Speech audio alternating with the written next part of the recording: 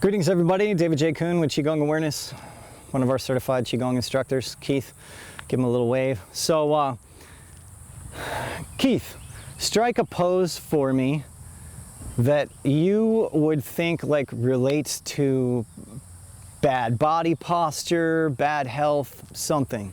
Go ahead and, okay. So there's somebody standing in line and they're like this. Now, without walking too far, just a couple, 2-3 steps. Give me a walk that is somebody that's struggling, okay? Exactly. So this would be somebody that's got pain. The other person's got, you know, maybe they have mental health issues.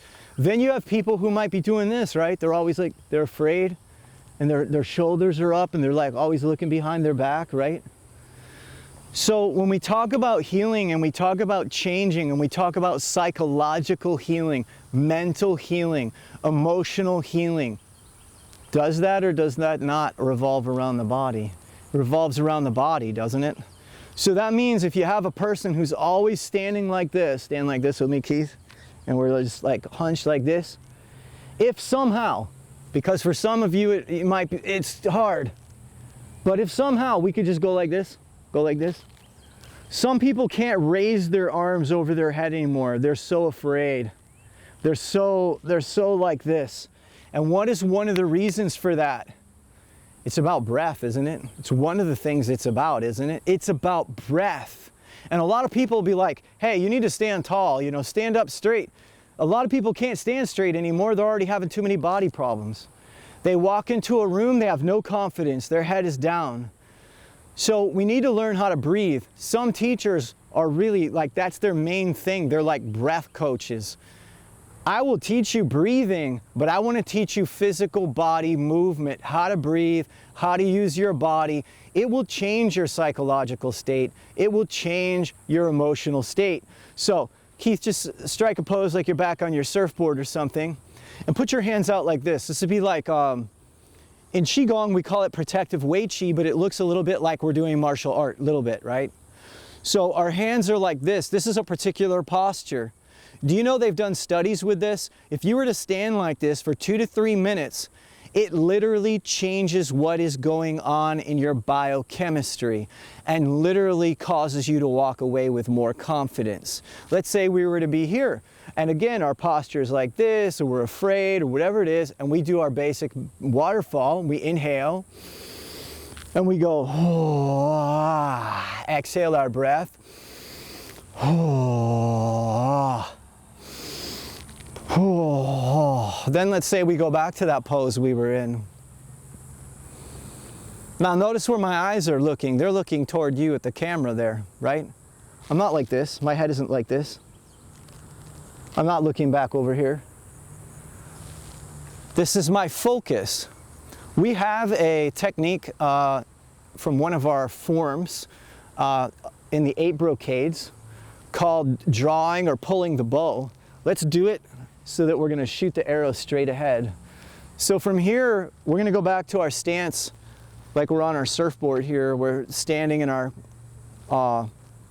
like back stance, this is sometimes called. From here, this hand's going to come grab a string of a bow and arrow, okay? This hand is going to push away and this is going to pull. So let's do it again. I'm going to reach here, I'm going to grab my string, I'm going to pull and I'm going to push away. I do not know traditionally why it was taught this way with pushing as opposed to actually like holding the bow, okay? I don't know, but this is how it's done. And there is benefit from this, and you can see this in Kung Fu and so on. This can be used to hurt somebody's face or break a brick. It can also be used by a police officer who says, stop. It's an energetic thing. So do you understand that when you work with your body mindfully, you're influencing your psychology, you're influencing your emotions, and you're influencing your biology?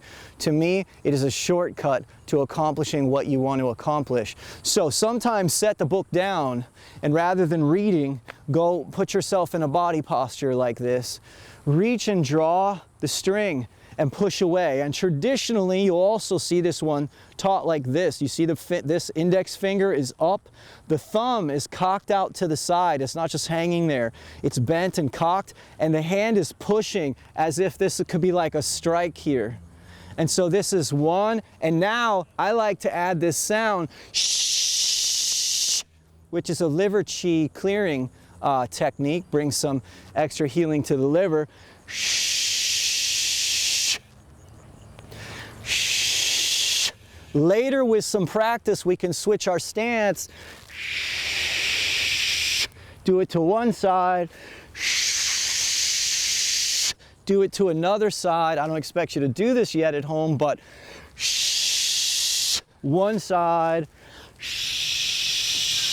The other side, back to the same side, shh, back to the same side, shh, and then inhale,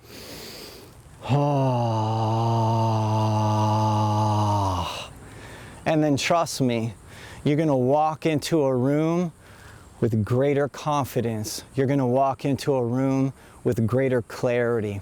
Are there other things that you can do to bring healing to your body? Are there other things we can do with our psychology and the power of our mind?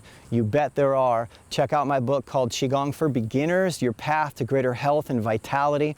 Although that book, which can be found on Lulu and Amazon and so on, although the book has some exercises like this one, I primarily reserve these exercises for videos like this and all the other trainings that I have, like 21-day Qigong challenge, which I highly recommend, okay? Not super hard, 10 minutes a day, start off, okay? But in the book, I go into other ideas about how to walk your body, how to talk to your body, walking and talking to your, not walking and talking to your body, but walking and talking to your body and having power in your body. Thanks for tuning in. We'll see y'all next time.